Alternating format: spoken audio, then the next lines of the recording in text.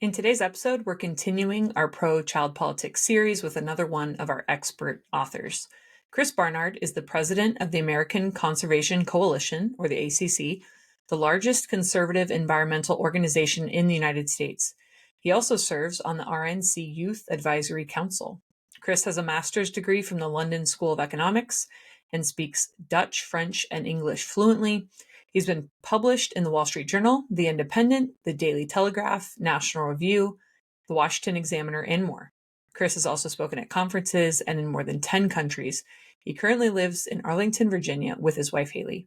I hope you learn a lot from this conversation. I know I did.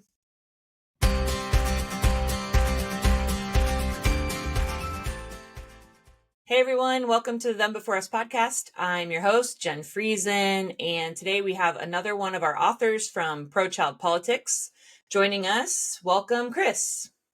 It's great to be here. Thanks so much for your chapter. I learned a lot when I was reading it. It was really interesting. And Katie has said this before, we're definitely in the marriage and family, the social space. So we're not experts when it comes to, we've had recordings now with foreign policy, talking about the pornography industry. So now we're talking about the environment. And it's awesome to be educated more broadly and think about how children are impacted by all these things. So we really appreciate your chapter and your contribution. One of your first points that I really appreciated is that you say there's a distinction between this historical view of conservation and then there's a more recent view of preservation. Can you go into what each of those mean and then talk about why preservation is actually bad for kids the way it's being done right now? Yeah, it's actually one of my favorite kind of topics within the environmental space because not enough people kind of think about it along these terms. And it was actually Teddy Roosevelt who distinguished between two forms of environmentalism, one being conservation and the other being preservation, like you said. And I think it's a crucial distinction because a lot of the modern kind of environmental movement actually falls more in the preservation camp, whereas I think kind of conservatives and people like me who care about the environment but don't kind of buy into the mainstream narrative actually take more of this conservationist approach. And really, I'll start with kind of explaining what the preservationist approach means and kind of comparing that with the conservationist one. But really, people that take a preservationist mindset and approach to the environment, they see the environment on the one hand and humans on the other hand almost as pitted against each other, like they're enemies, and that humans just can't help but exploit the environment. They're kind of terrible stewards of the environment, and the best thing that we can do is just remove them entirely and let nature be alone, do its own thing, and kind of remove humans from that entirely. The conservationist approach, in contrast to that, which is kind of what Teddy Roosevelt talks about, is like, actually, no, it's not about having nature on one hand and humans on the other hand. It's about how can we create a harmonious relationship between the two? How can humans enjoy the environment? How can they produce resources from the environment? But how can they do all that stuff responsibly? And crucially, how can they do it in a way that actually benefits the environment in the long run more than the preservationist mindset? And the best example of that is when it comes to forest management and wildfires. Like, we've been seeing these wildfires that have taken over the West in America, like California, Oregon, Washington. Like, every summer there's wildfires that are just extremely destructive. And one of the reasons why they have been so destructive is because for decades we took a preservationist mindset when it comes to forests and said, we'll just leave the forest alone. We're not going to do what the Native Americans used to do, which is have controlled burns or take out underbrush that was building up from dead trees or dead bushes. We'll just leave them alone. And what happens is actually when lightning strikes or there is an accidental fire, then there's a ton of tinder in the forest and the forest just goes up in flames. And that's partly because we've not adequately managed the forest. The conservationist approach, in contrast to that, is an approach that says, actually, we can proactively go in and manage those forests. We can do controlled burns in areas to make sure that the forests are thinner. We can take out the underbrush that is potential tinder for a fire or potential fuel to make these fires worse. And actually taking that approach is going to make the forest healthier in the long run. And so you won't have these wildfires that kill like millions of trees, kill millions of animals, impact human populations.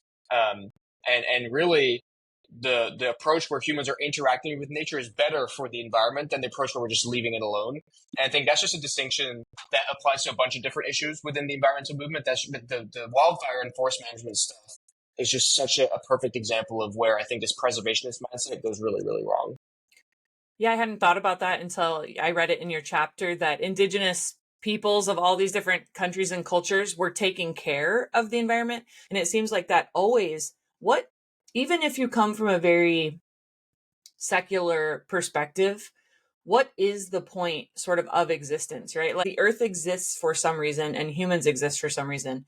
And like you're saying, the more modern view is pitting them against each other. Like it's better if the earth survives and humans can die. That's okay. It's just a fascinating, it seems like if you come from more of some kind of religious or spiritual background, like even maybe Native Americans had, there's more of a sense of we care for this place because then we're better cared for, like we use Yeah. it for human flourishing instead of them being pitted against each other.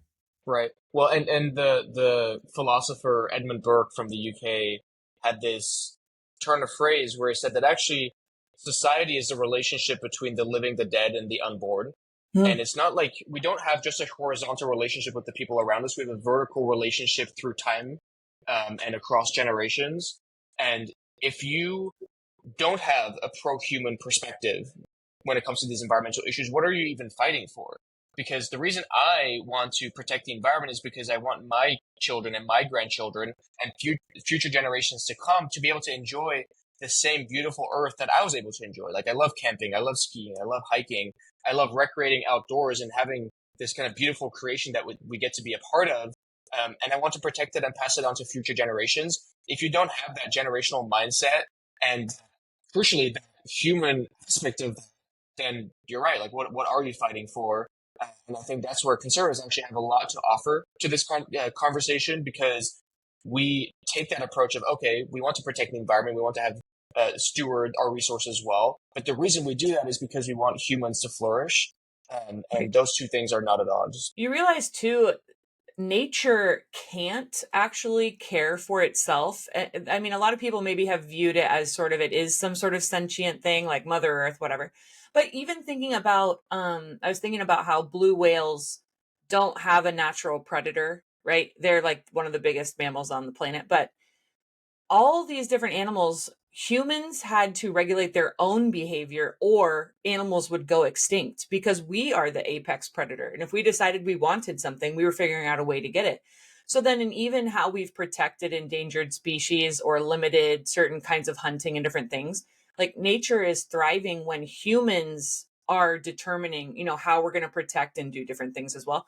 And I also thought with your wildfire example, you really connected that to child well-being too, because when wildfires, a very practical example, when wildfires are mismanaged, you have kids now struggling with smoke inhalation problems, kids losing their homes, homeless, or their school burns down, or all. So there's these very practical implications of a lack of leadership and conservation and stewardship from the adults who are supposed to be taking care of things. Oh, we're just going to let nature take its course. Well, humans and children are paying the price for that. The second lie you highlight in your chapter is that humans are the problem, and that's sort of maybe that preservation viewpoint.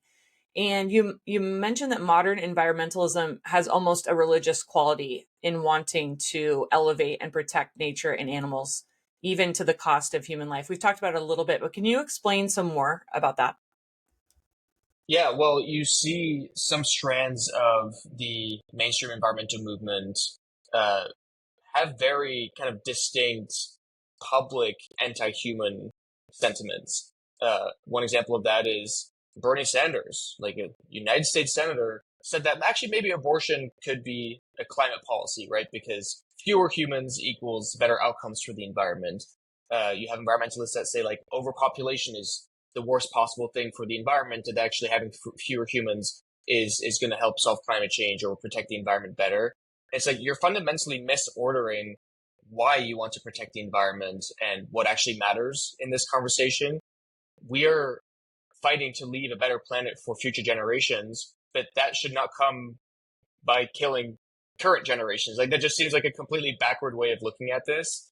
And you have a lot of religious language that creeps into this.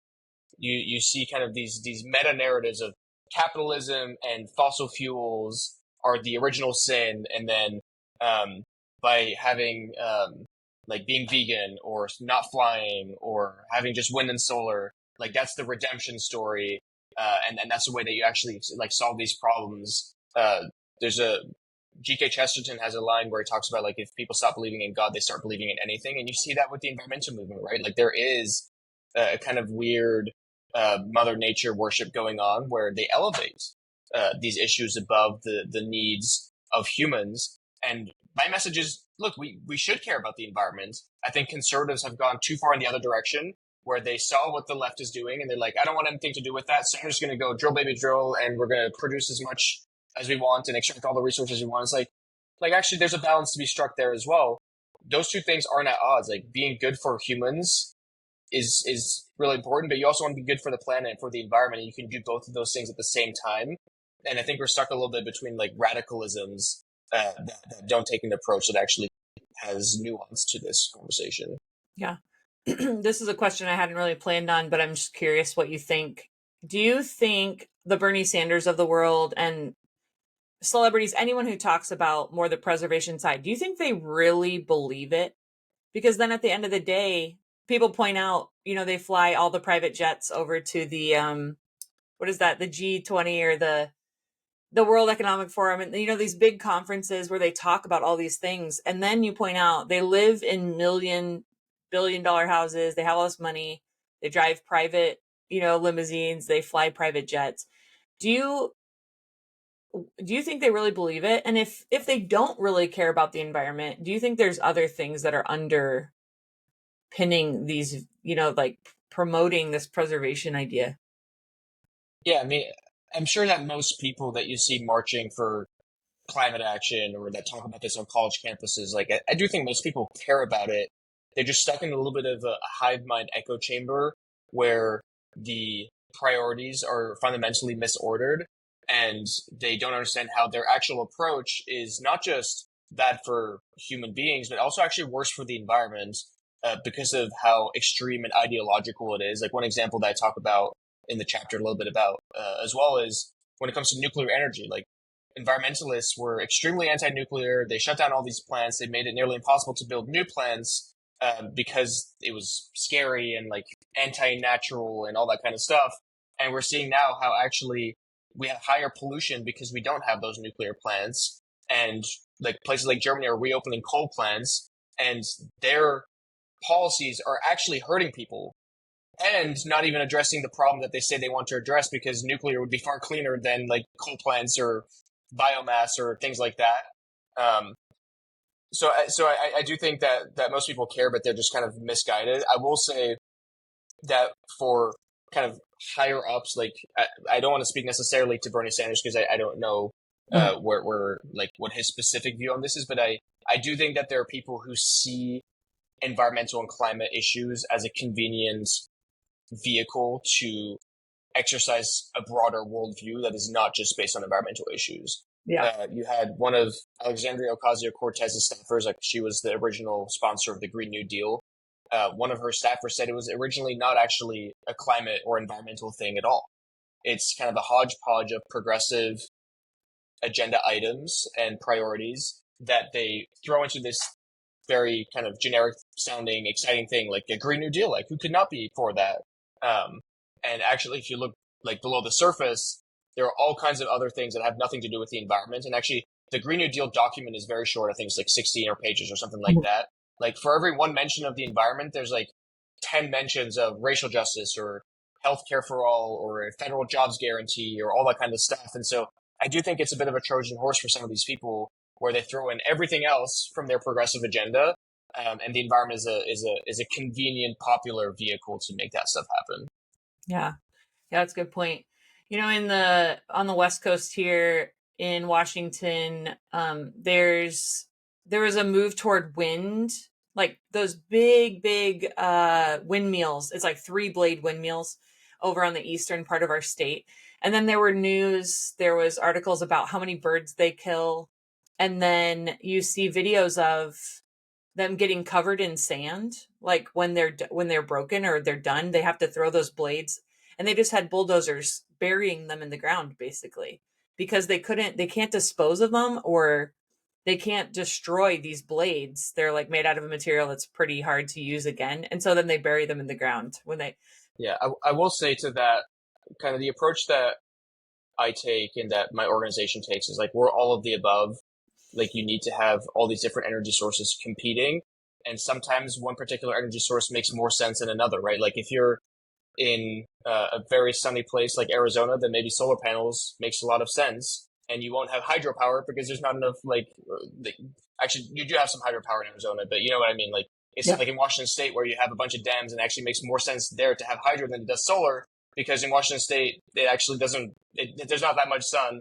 I think there are issues with just forcing from the top down through mandates things like wind and solar. I think that applies to kind of any energy source, and everything has trade-offs. In some places, wind works a lot better than in other places, and they're actually like figuring out ways now to site these wind turbines in a way that doesn't interact with bird migratory patterns and things like that. So I do think problems like that are overcomable with innovation. It's just when you start doing things from the top down through regulations and mandates, you forget about the nuances Mhm. of like what might work in a particular place. And you also start thinking about this ideologically. So yeah, I don't think wind and solar can replace fossil fuels, partly because they're intermittent sources of energy. Like in some places, like in Texas and elsewhere, wind and solar actually balance each other well in the grid. But I still think you need nuclear and natural gas and things like that.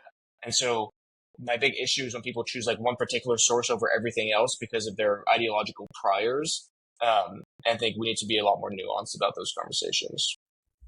And I think we have to realize too, aren't fossil fuels still needed to produce a bunch of those other types at this point? I read what is it, the moral case for fossil fuels? I think it was Alex Epstein. I appreciate it because again, I'm not super in this space, but I liked that he said the entire point of your current technology is to help you develop the better technologies, which it is doing. We're doing things cleaner and faster, and we're coming up with new things.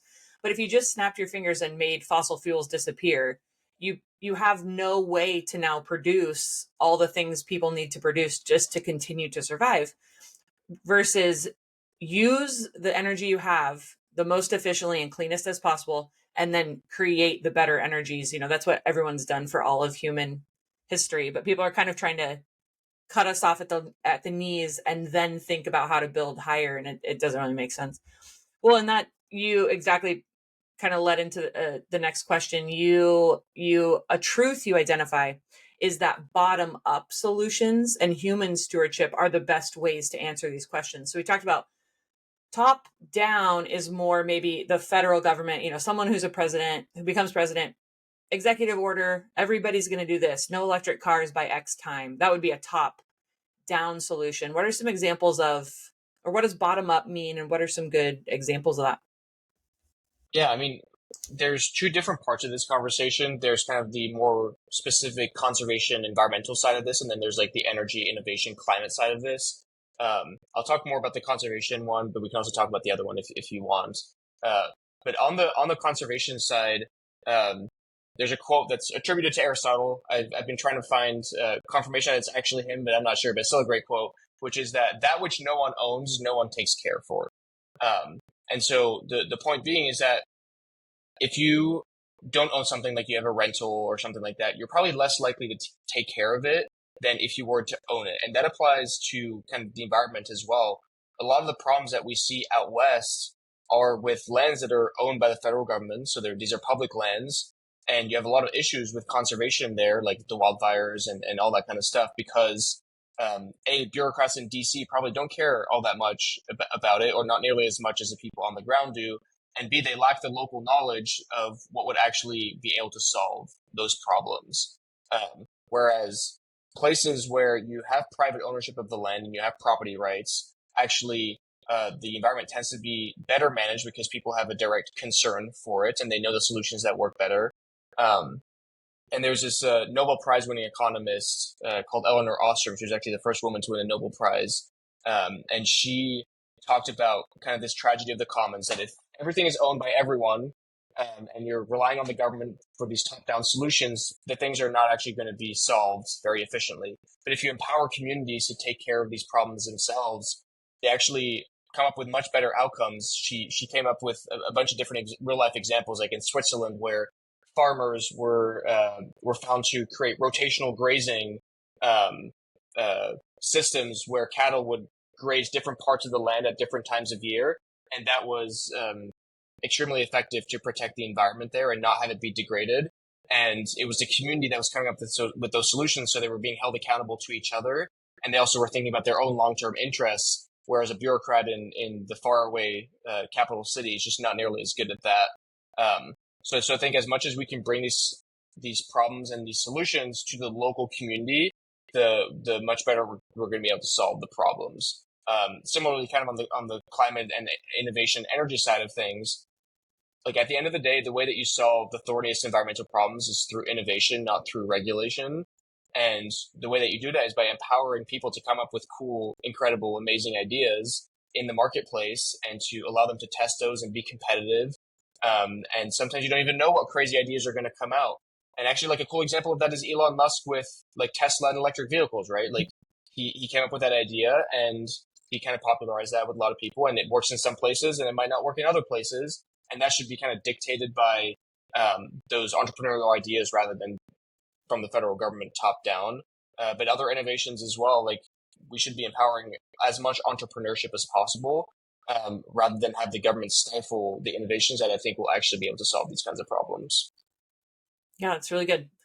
Yeah, and everyone, you need to get the book and you'll read the chapter to each chapter will talk about really those practical ways that this impacts children. But the biggest thing is we as people maybe more on the conservative side or depending wherever you land listening to this, taking care of and conserving nature is like Chris said, it's not for us. It's Josh, one of my colleagues, talked about this quote of it's like planting trees where you never get to sit in its shade, but it's for future generations. So this is a really important topic for us to be knowledgeable about and to be able to advance the right policies and politics about because we're protecting future generations. Just as a final question, Chris, I'd love to know just more about the American Conservation Coalition, so your work, and just how people maybe can get involved if they're more interested in this topic and how they can follow you.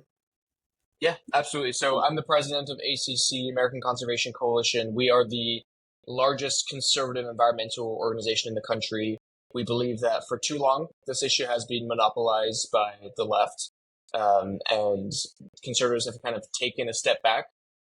Whereas actually, if you look at history, Teddy Roosevelt and Ulysses Grant and Nixon, and there's such a rich legacy of conservatives engaging on environmental issues and kind of presenting this conservationist conservative mindset. And we've been absent from that conversation for the last few decades, and we've allowed people like Al Gore and AOC to dominate it. But this matters a lot to the next generation. This matters a lot to young people. And we have a duty as conservatives to steward our inheritance and to pass it on to future generations. And so ACC kind of builds the conservative environmental movement. We have over 50,000 members across the country on college campuses and communities. If you're interested in getting involved and kind of presenting a conservative approach to environmental issues, you can check out our website, acc.eco, ECO, to learn more about getting involved. We do nearly 300 events across the country each year. We host a summit. We do fly-ins to DC. There's a bunch of different things that we do. And we'd love to have anyone involved that cares about this issue, but does not kind of buy into the mainstream approach. Yeah, that's great. Awesome. I'm definitely going to go look it up as well. You feel kind of helpless. You see all the negative things in the news, and it's been really positive, even in just reading the book and seeing all the different experts Katie's assembled for it, realizing, oh, we do have people that are really active and prominent in these big spaces that I just had never heard of before. So this is really great. Chris, thanks so much for your chapter and for your time today. Absolutely.